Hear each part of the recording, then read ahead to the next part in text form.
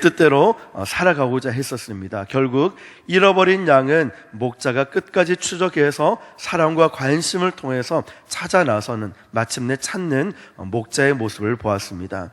그리고 지난 시간 두 번째 시간으로 어떤 여자, 10개의 드라크마가 있었지만 잃어버린 한 드라크마를 찾아 나서는 바로 어떤 여자의 모습을 보았습니다. 그것은 바로 아버지의 모습, 즉 성령 하나님께서 잃어버린 드라크마를, 영혼을 찾아 나서는 모습을 볼 수 있었습니다. 그런데 이런 드라크마는 어디에서 잃어버렸습니까? 집에서 잃어버렸다는 겁니다.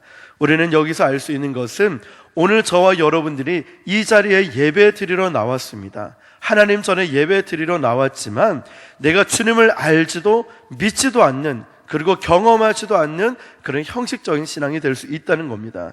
그래서 주님은 이 집 안에서, 교회 안에서 잃어버린 영혼을 찾고 있는 아버지의 모습을 볼 수가 있습니다. 그리고 오늘 세 번째입니다. 어떤 아버지. 이 어떤 아버지는 누구냐면 우리가 너무나 잘 알고 있는 탕자의 이야기입니다. 아버지를 버리고, 실제로는 자기 자신을 버리고 한 청년의 몰락해가는 삶의 출발 여정을 볼 수 있습니다. 이 청년은 어느 날 아버지께 독립을 요구합니다. 아마도 그 청년의 마음속에는 자유롭게 살고 싶다는 이런 공경함이 싹 텄을 겁니다. 나도 이제 성인이 되었으니까, 나도 이제 내 재산을 갖고 내 의사대로 내 인생을 내 마음대로 좀 살고 싶다라고 생각을 했던 것입니다. 이 청년의 가정이 불행해서 가출을 결심한 것이 아니었습니다. 그 집에는 많은 종들이 있었고 풍요로운 재산이 있었습니다.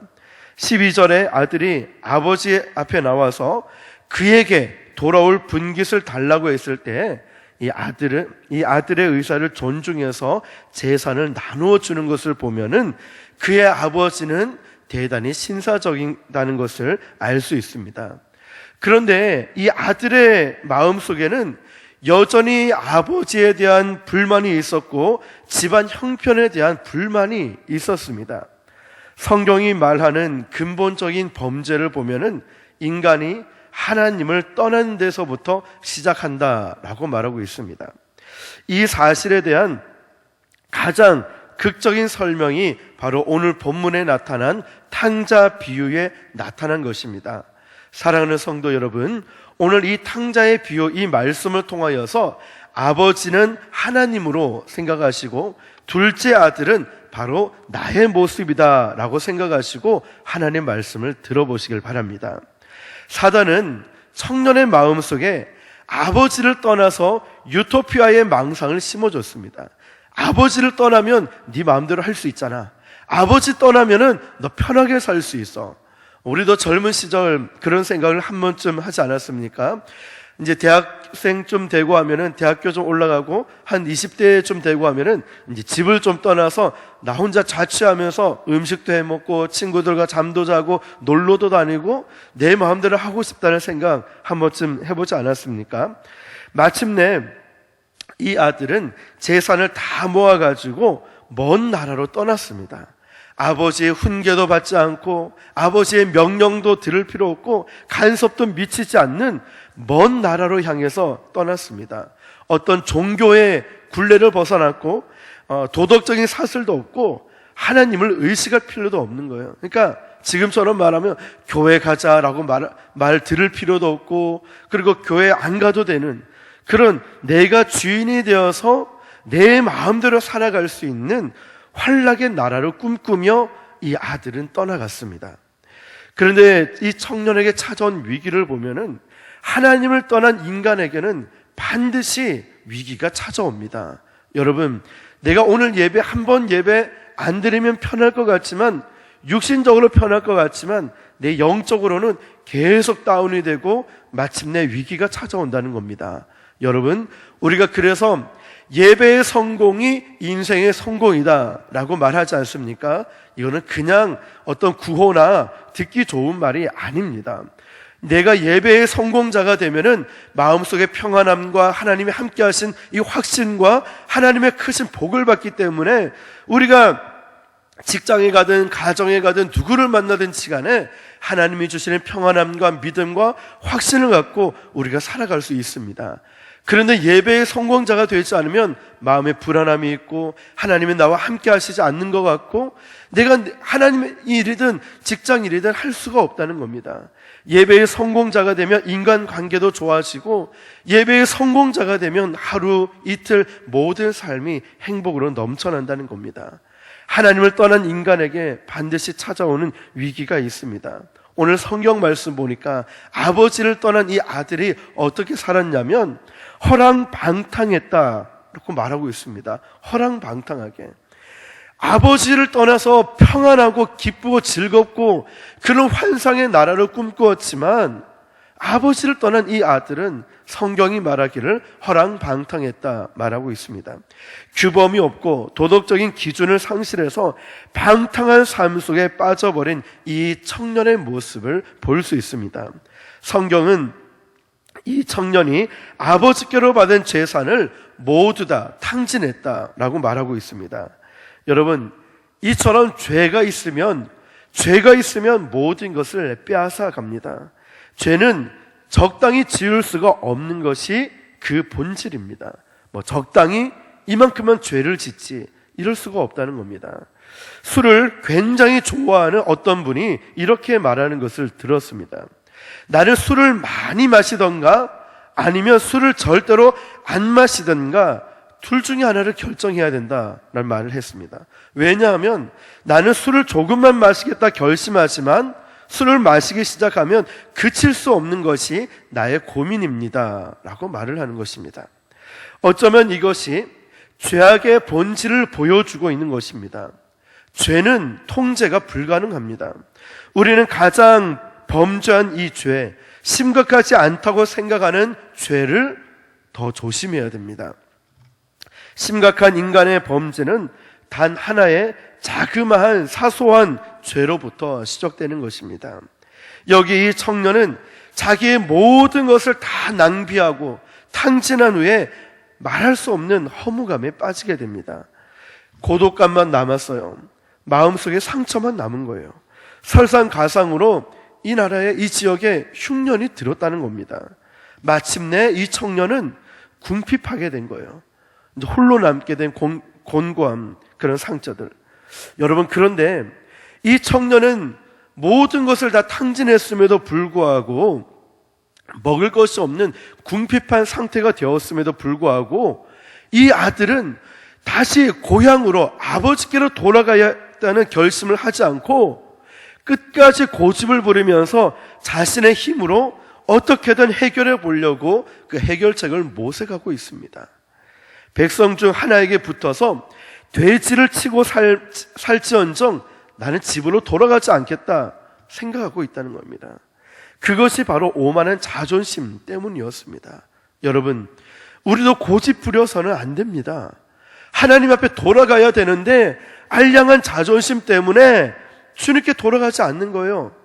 주님 앞에 돌아오기만 하면은 다 해결될 일을 뺑뺑 돌아가지고 내가 하고 싶은 것, 내 뜻, 내 방법, 내 자존심 끝까지 내세우면서 주님 앞에 나아가지 않는다는 겁니다. 이 알량한 자존심 때문에 시간 낭비하고 물질 낭비하고 내 젊음 열정 다 낭비하고 그제서야 아무것도 없게 됐을 때야 돌아오게 된다는 겁니다. 여러분, 17절에 보면 오늘 이 탕자의 비유에서 가장 중요한 구절이 나옵니다. 17절에 이에 스스로 돌이켜라는 말씀이죠. 스스로 돌이켰다라는 말은 영어 성경을 해석하면 자기 자신을 되찾고 자기 자신에게 돌아왔다는 말씀이 됩니다. 자기 자신을 되찾았다는 거예요. 이에 돌이켜, 스스로 돌이켰다는 것은 내 자신을 돌이키고 내 자신에게 돌아왔다 말씀입니다. 사람마다 하나님께로 돌아오기 전에 먼저 자신에게로 돌아와야 돼요. 자신에게로. 이 청년은 문득 자기 자신을 생각하기 시작했습니다. 아버지를 떠날 때 그는 실상 아버지를 떠난 것 같지만 자기를 잃었다는 거예요. 내 자신을 잃었다는 겁니다. 그런데 어느 날 보니까 그는 자신의 참된 모습을 생각하기 시작했습니다. 거기에 몇 가지 원인이 있다는 것을 보게 됩니다. 어떻게 해서 자기 자신을 보게 됐을까? 여러분도 교회를 가야 되겠다, 예수님을 믿어야 되겠다라고 생각했을 때 아마 내 자신의 모습을 생각했을 거예요. 내가 이렇게 살아서는 안 되는데, 내가 이렇게 혼자 고독하고 외롭고 쓸쓸하고 이렇게 상처가 많은데 내가 이렇게 살아서 되겠는가? 내 자신의 모습을 발견하게 되죠. 그렇게 된 원인이 있습니다. 원인이 뭐냐면, 첫 번째로 궁핍한 상황이 자기 자신의 모습을 보게 됐다는 거예요. 궁핍한 상황. 아버지와 함께 있었던 풍요 속에서는 자신의 풍요함을 망각하고 있었습니다. 그러나 모든 것을 다 잃어버린 이 절망 속에서 비로소 자기가 가난하고 헐벗고 강팍하고 반항적이고 그런 나의 모습이었구나, 이것을 깨닫게 되었습니다. 궁핍한 탕자를 깨우치는 하나님의 징계의 손길입니다. 여러분, 우리의 삶도 한번 보십시오. 모든 재산을 다 잃고 사업이 파산되기까지 돌아올 수 없는 탕자들이 있습니다. 권력을 즐기는 현대의 탕자들을 보십시오. 그 사람들은 권력이 침몰하기 전까지는 하나님 앞에 돌아오지를 않습니다. 어떤 사람들은 자기의 건강을 믿고 또 자기의 젊음을 자랑합니다. 그런데 순간에 건강을 잃고 마지막 죽음 선고를 받기까지 돌아올 수 없는 탕자들이 있다는 겁니다. 여러분, 이 궁핍이 이 청년으로 하여금, 이 둘째 아들로 하여금 자신의 모습을 생각하게 만들었습니다. 그리고 그가 자신의 모습을 생각하게 된 것은 그는 고독하게 되었습니다. 고독했습니다. 이 고독은 위대한 고독입니다. 이 고독을 통하여서 비로소 자신을 돌아보게 됐어요. 여러분, 이 탕자는 혼자였습니다. 주머니에 돈이 많이 있을 때는 많은 친구들이 주위에 있었습니다. 그런데 돈이 다 떨어지니까 친구도 다 떠나가 버렸어요. 친구들 모두 다 사라지고 오직 혼자 남았다는 겁니다. 그 고독한 순간에야말로 비로소 자신의 참된 모습을 발견하게 됩니다. 인간에게 혼자만이 시간이 필요합니다. 여러분, 함께 술을 많이 마시던 그 친구들이 없어졌어요. 음탐한 웃음을 웃어줄 사람들도 없어졌습니다. 의미 없는 말들에 맞다 이렇게 맞장구 쳐주던 그런 사람들이 주변에 다 없어졌다는 겁니다. 그런 텅 빈 고독 속에 홀로 서 있는 사람은 비로소 자신의 모습을 진지하게 생각하게 됩니다. 나는 참으로 누구일까? 나는 참으로 누구일까? 나는 어디에서 왔을까? 나는 어디로 가고 있는 것일까? 여러분도 그런 생각 해보지 않았습니까?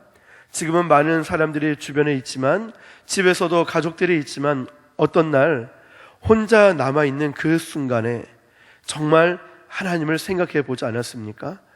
그 순간에 나는 지금 누구일까?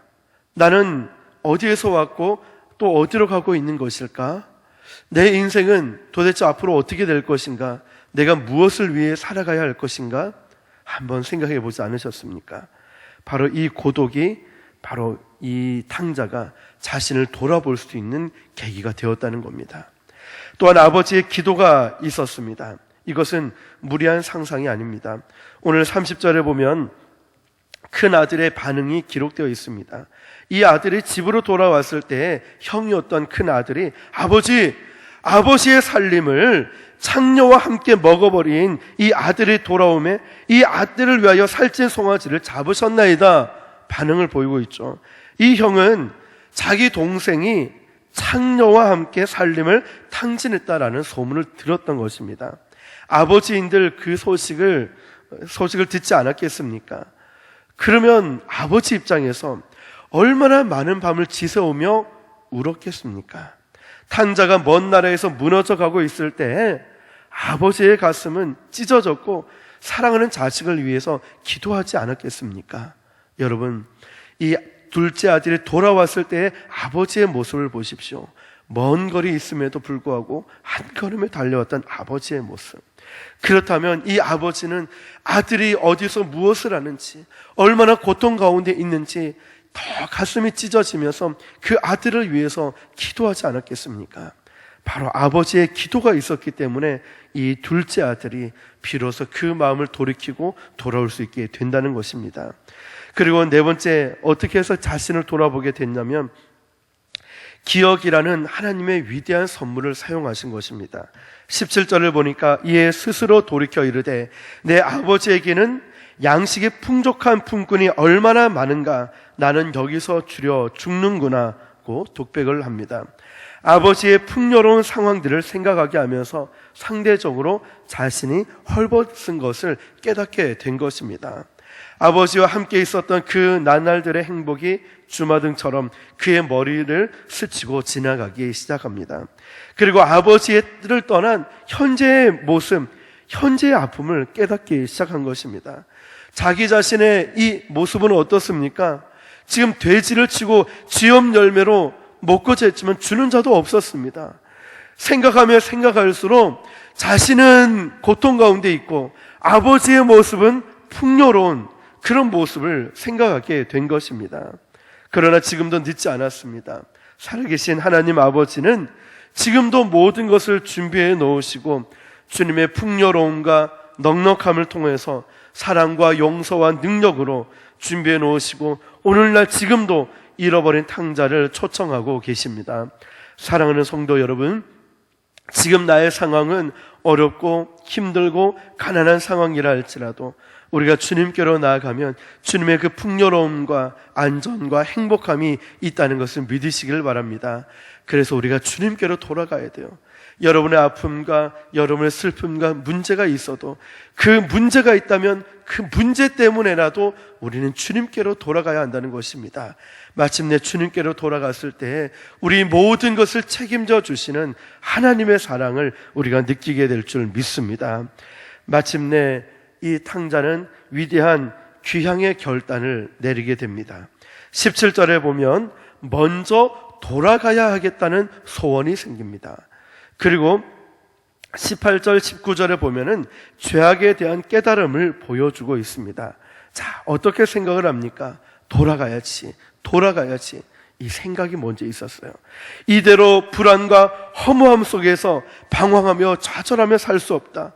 내가 아버지에게 가서 이렇게 말을 해야지.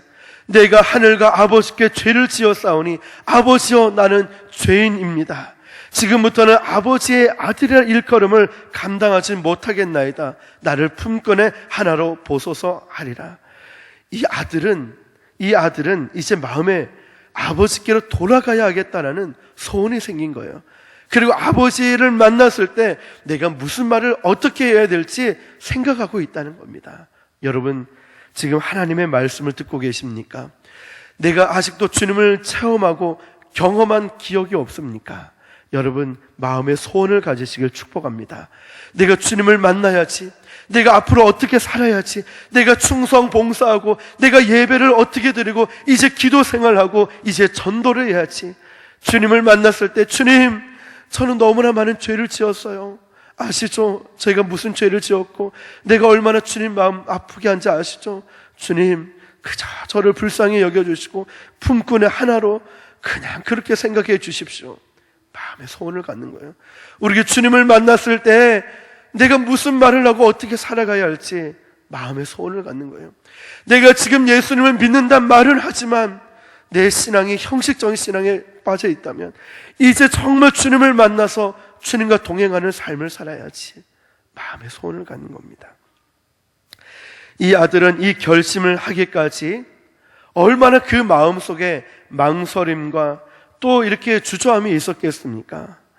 돌아가야 하겠다라는 소원은 갖고 있었지만 정말 그 소원은 갖고 있었지만 그 아버지가 과연 나를 받아줄까? 여러 가지 생각들이 교차했을 것입니다. 돌아가야 하겠다라는 이 소원도 중요하지만 소원만 가지고는 부족합니다. 구원받아야 할 영혼들에게 죄악에 대한 깨달음은 필수이지만 이 깨달음만 가지고 사람의 영혼은 구원받을 수 없습니다. 자, 20절에 한번 보십시오. 20절에 보면 그는 드디어 일어납니다. 20절에 보면 일어납니다. 그리고 18절에서 보면 뭐라고 하냐면 일어나리라 생각을 하고 있습니다. 생각. 그러나 이것만으로 그는 새로운 생활을 하지 못합니다. 일어나야 하겠다라는 생각이 새로워져야 하겠다는 이 소원이 중요하지만 그 소원만 가지고 되는 것이 아니라는 것입니다. 그에게 새로운 삶이 시작된 것은 일어나야 하겠다는 생각과 동시에 바로 결단의 행동이 있었다는 사실입니다. 내가 오늘 은혜 받고 새로워지고 정말 하나님을 바라보고 신앙생활을 해야 되겠다. 사람, 환경, 물질, 방법 다 떠나서 이제 정말 내가 주님 잘 믿어야 되겠다. 아버지의 품으로 돌아가야 하겠다. 내가 정말 주님과 동행하는 삶을 살아야 되겠다. 소원이 있다면 여기서 끝내는 것이 아니라 결단의 행동이 필요하다는 것이죠. 일어나야 하겠다라는 생각이 아들에게 18절에 있었다면 20절에 일어나서 행동으로 옮겼던 것처럼 바로 이제 저와 여러분들이 결단의 행동을 시작할 때라는 것입니다. 얼마나 많은 망설임이 이 아들에게 있었겠습니까? 내가 돌아가면 과연 아버지께서 나를 받아주실까? 이렇게 죄 많이 지었는데 이런 나를 하나님이 받아주실까? 아니, 문을 닫으시면 이 못된 자식아 돌아가, 너 같은 자식 필요 없어. 이렇게 문전박대 당하면 어떡할까? 가다가 길에서 죽지는 않을까? 지금 결심했지만 또다시 내가 옛날의 모습처럼 먼 나라로 또 방탕하며 돌아가는 것은 아닐까? 얼마나 이 탕자의 마음속에, 이 아들의 마음속에 많은 싸움들이 있었겠습니까? 여러분, 우리에게도 그런 부딪힘이 있지 않습니까? 내가 열심히 봉사 좀 해보려 했더니 어떤 집사가 와가지고 내 마음을 이렇게 뒤집어 놓네. 내가 열심히 예배 좀 드려보려 했더니 자꾸만 이상한 생각들이 듣고 어떤 사람이 했던 말이 기억나서 예배 드리지 못하는 거예요. 내가 뭔가 결단을 해서 해보고자 했지만 자꾸만 내 마음속에 부딪히는 그 무언가가 있다는 거예요. 내 마음을 무너뜨리는 그 무언가가 자꾸만 쓴뿌리처럼 남아서 나를 괴롭히고 있다는 거예요. 여러분, 잘 생각하십시오. 잘 생각하세요. 우리의 신앙이, 우리의 믿음이 하나님을 위한 것이지 그 사람을 위한 것 아니라는 것입니다. 순복음 안락교회가 특정한 어떤 한 사람을 위해 존재한 것이 아니라 바로 주님을 위해서 있다는 것이죠. 우리의 모든 삶이, 우리의 모든 것이, 우리가 전도하는 목적이 무엇입니까? 잘 생각하셔야 됩니다. 우리가 순복음 안락교회에 있든 아니면 개척교회에 있든 어떤 큰 교회를 가든지 간에 전도하는 목적이 무엇입니까? 주님의 지상 명령이자 우리는 평생 동안 해야 될 사명이라는 것입니다. 그것이 어떻게 사람을 위해서 하고 어떻게 다른 이유가 있겠습니까? 이유 없습니다. 주님이 명령하셨고 주님이 하라고 하셨기 때문에 우리는 계속해서 복음을 전하는 것입니다. 여러분, 마음속에 싸움이 있습니까? 마음속에 부딪히는 것이 있습니까? 그것을 주님께 맡기십시오. 이 탕자에게도 결심을 하였을 때, 마음의 소원을 갖고 결심을 하였을 때 부딪히는 많은 싸움이 있었을 것입니다. 그러나 끝까지 결심하고 행동으로 옮겼을 때 우리는 이 결과가 어떻게 되는지를 알 수 있지 않습니까? 회개란 무엇입니까? 성경은 회개하라고 말씀하고 있습니다. 회개란 먼 나라를 떠나서 하나님께 돌아오는 것입니다. 여러분의 마음이 하나님을 떠나 있습니까? 교회는 나와 있지만 생각이 딴 데가 있고 마음이 딴 데가 있고 봉사와는 사명 감당을 하지만 주님을 향한 사랑이 식어져 있지는 않습니까? 내 신앙이 자꾸만 핑계와 변명으로 가득 차 있지는 않습니까? 하나님께로 돌아와야 됩니다. 내 마음이 먼 나라로 떠나가 있다면 다시 하나님께로 돌아와야 됩니다. 우리는 하나님의 사랑 속에서만 참 생명을 누리고 교제하며 살도록 지음을 받았습니다. 내가 물질이 많아도요, 내가 아무리 건강해도요, 마음속은 허전해요. 내가 아무리 성공한다 해도 내 마음속에 허전함이 있다니까요. 그것은 하나님의 사랑이 아니고서는 채워질 수가 없습니다. 그런 우리가 하나님을 떠나 먼 나라에 살고 있는 죄를 깨닫고 일어나서 하늘에 계신 아버지께로 돌아가는 것, 이것이 회개입니다. 여러분, 모든 것을 두고 떠나야 합니다. 의논할 필요가 없습니다. 탕자가 먼 나라 떠났을 때에 그 나라 사람들과 의논을 했다면 이 청년에게 어떤 충고를 했겠습니까? 가지 마. 편하잖아, 지금. 뭐 하려고 그 아버지께 돌아가냐? 가지 마. 만약에 부유하고 좀 유식한 사람이 있다 칩시다. 그 사람들에게 여러분, 내가 고향으로 돌아갈까요? 물어보면 뭐라고 얘기했겠습니까? 그 사람들이. 자기와 함께 살림을 차리고 있던 창녀와도 이 아들은 의논하지 않았습니다. 의논해봤자 그들의 대답은 뻔한 것 아니겠습니까? 여러분, 우리가 여기서 알 수 있는 것이 무엇이겠습니까? 신앙의 결단은 외롭지만 홀로 결단해야 됩니다. 여러분의 남편, 아내, 자녀들, 친구들에게도 의논하지 마십시오. 하나님 앞에 홀로 서고 외롭게 내려야 할 결단입니다. 그것이 바로 신앙의 결단입니다. 여러분, 내가 주님 앞에 섰을 때 내가 예수님을 믿어야 되나?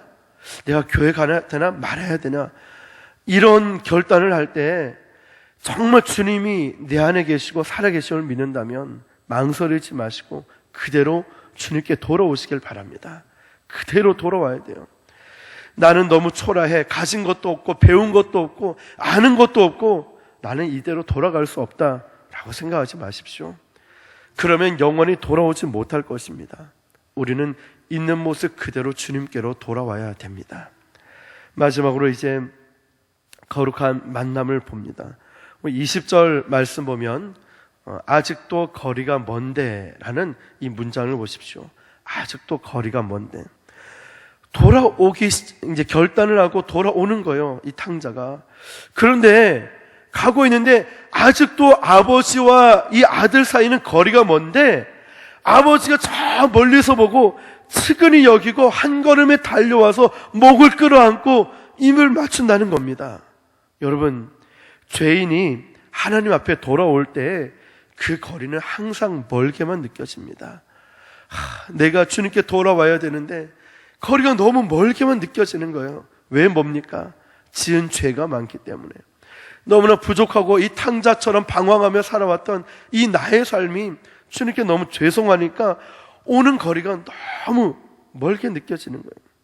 나는 아직 멀었다. 내가 하나님을 완전히 깨달으려면 아직도 멀었다라고 생각합니다. 아니, 정말 그 거리는 멀게 보입니다. 피곤한 탕자, 굶주린 탕자, 이 사람에게 있어서 아버지와 이 아들과의 사이는 얼마나 멀게 보였겠습니까?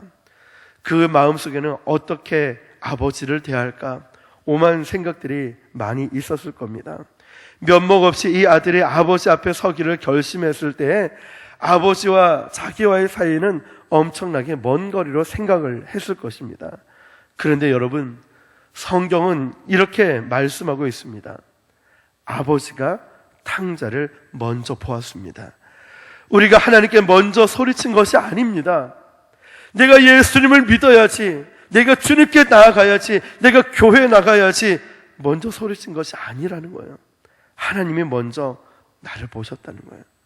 하나님이 먼저 저 여러분을 보셨다는 겁니다. 자비의 눈은 회개의 눈보다 빠릅니다. 아버지의 눈은 모든 것을 보고 있었습니다. 창녀와 함께 보낸 수많은 밤을 아버지의 눈은 보고 있었고, 거리에서 술에 취해 비틀거리며 방황하는 이 아들을 아버지의 눈은 뒤쫓고 있었습니다. 돼지우리에 앉아서 자기 신세를 한탄하며 절망 속에 빠져있는 그 아들의 모습을 아버지는 보셨습니다. 이 아들이 이제 돌아갈까? 아니다. 돌아갈까? 내가 어떻게 돌아가? 망설이던 탕자의 모습을 아버지의 눈동자는 응시하고 있었습니다.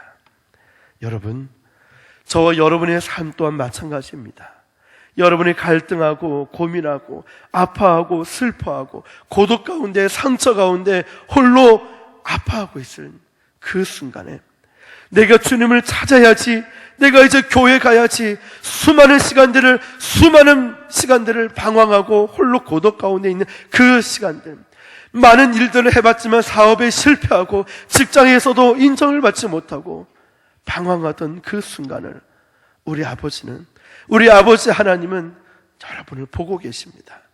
어떤 문제 가운데, 어떤 질병 가운데, 어떤 연약함 가운데 있을지라도 하나님 아버지의 눈은 늘 여러분에게 고정이 되어서 여러분을 보고 계십니다. 성경은 아버지가 측은히 여겼다고 말씀하고 있습니다. 이 말의 성경의 원어의 뜻은 고통을 함께 나눈다 뜻입니다. 측은히 여겼다는 것은 고통을 함께 나눈다는 것입니다. 막연하게 감정적으로만 아들을 불쌍히 여기는 것이 아니라 아버지는 문자 그대로 고통을 함께 나누고 있었던 거예요. 여러분, 이 아들이 외로울 때 아버지도 외로웠어요. 아들이 가슴이 찢어질 때 아버지의 가슴은 2배로 더 찢어진 것입니다. 여러분의 자녀가 아파하고 고통 가운데 있을 때 부모의 가슴이 더 찢어지지 않습니까? 이 자녀가 고통 가운데 신음하고 있다면 아버지의 마음은 얼마나 가슴이 아프겠습니까? 우리 주님은 저와 여러분을 바라보고 계시면서 얼마나 힘들고 앞으로 외로워하고 있는지를 더 잘 알고 계시면서 그 고통을 함께 나누고 계십니다. 여기서 노하기를 더디하고 용서하기를 속히 하시는 주님의 아름다운 사랑을 발견할 수 있습니다. 아버지의 고통은 여러분의 고통보다 훨씬 더하십니다. 아버지를 떠나서 고민하고 외로워하고 있는 아들의 고통보다 자식을 잃어버리고 돌아오기를 간절히 바라고 있는 아버지의 가슴은 더 찢어지는 아픔이고 고통이고 슬픔이었습니다. 그래서 아버지는 먼저 둘째 아들을 바라보고 달려갔습니다. 얼마나 기다리고 목매어 부르던 아들이었습니까? 마치 자기를 반역한 아들을 향해서 다윗이 압살롬아, 압살롬아 부르며 절규했던 것처럼 하늘에 계신 하나님 아버지는 바로 저와 여러분의 이름을 부르시면서 돌아오기를 기다리고 계십니다. 사랑하는 아들아, 사랑하는 지훈아, 돌아와라. 너 거기서 돌아와라. 여러분을 향해서 너 거기서 돌아와라. 다시 돌아오라 라고 말씀하고 여러분이 다시 주님께로 온전히 돌아오기를 원하고 기다리고 계십니다. 탕자가 한 걸음 옮길 때에 아버지는 10걸음 달려가고 있습니다. 여러분이 하나님을 찾은 것이 아닙니다. 하나님이 여러분을 찾은 것입니다. 여러분이 하나님을 필요로 하는 것 이상으로 하나님은 바로 저와 여러분들을 더 필요로 하고 계시고 여러분을 찾고 계시다는 사실을 잊지 마시길 바랍니다. 아버지는 목을 끌어안고 입을 맞춥니다. 원어 성경에 보면 여러 번 입을 맞추었다라고 기록하고 있습니다. 나는 너에게 입을 맞추고 싶지만 너는 너무 더럽다. 나는 너에게 가까이 갈 수가 없다. 더러워서. 그렇게 말하지 않습니다. 상처나고 더럽고 죄를 범하여 몰골이 흉한 아들의 그 모습 그대로를 끌어안고 사랑을 표현하고 있는 아버지의 모습을 보십시오. 입을 맞추었다는 것은 나는 너와 새롭게 출발할 것이다 라는 교제의 선언이고 나는 너를 용서한다라는 용서의 선언입니다. 용서하지 않고는 끌어안을 수가 없습니다. 이것은 위대한 회복의 표시입니다. 아버지는 새 의복을 가져다 입히라고 말합니다. 그는 누더기 입고 인생을 살아왔습니다. 송아지를 잡으라고 합니다. 그동안 얼마나 굶주리고 외로움과 절망 속에 허덕이며 살아왔겠습니까? 반지를 끼워주라는 것은 새로운 언약을 맺고 새롭게 출발하자는 것입니다. 성경은 모든 사람이 다 즐거워하더라고 말했습니다. 아버지의 즐거움이 아들의 즐거움이고 이웃의 즐거움이자 천국의 즐거움이었습니다. 여러분이 주님께로 돌아올 때 하늘이 기뻐하고 아버지가 가장 기뻐하십니다. 그러나 마귀는 돌아가지 마. 너 돌아가지 마. 그냥 여기서 자존심을 지켜야지. 그냥 차라리 여기서 죽어버려. 이게 마귀, 사탄이 하는 짓입니다. 여러분이 하나님께로 돌아오기를 원하지 않는 것은 사단과 마귀밖에 없습니다. 아버지는 돌아오라고 말씀합니다. 성경도 돌아오라고 말씀합니다. 하나님 아버지도 돌아오라고 말씀합니다. 이 탕자의 귀향은 길은 다 하나뿐입니다. 돌아가는 것. 하나 길, 예수님께서 말씀하시죠. 내가 곧 길이요 진리요 생명이니 나로 말미암지 않고는 아버지께로 올 자가 없느니라 말씀하십니다. 사랑하는 성도 여러분, 내가 주님을 떠나서 아니면 주님과 가까이 이 예배의 자리에 있지만 내 마음이, 내 삶이 멀리 떠나져 있다면 다시 돌아올 수 있기 바랍니다. 여러분, 주님과 온전히 함께 동행하며 살아갈 수 있기 바랍니다. 아직도 세상 가운데 허덕이며 주님을 알지 못해 형식적인 종교인에 불과한, 내가 온전히 주님을 경험하지 못한, 아직도 세상 가운데 방황하고 있는 많은 사람들을 주님께로 돌아올 수 있게 여러분 많은 사람들에게 복음을 전할 수 있길 바랍니다. 여러분, 다시 한 번 더 이 말씀을 들으면서 주님께로 돌아오시지 않겠습니까? 지금 이 순간의 말입니다. 우리 시간 함께 기도하겠습니다. 함께 기도할 때 오늘 말씀, 돌아온 탕자가 나의 모습과 같이 또 예배는 드리고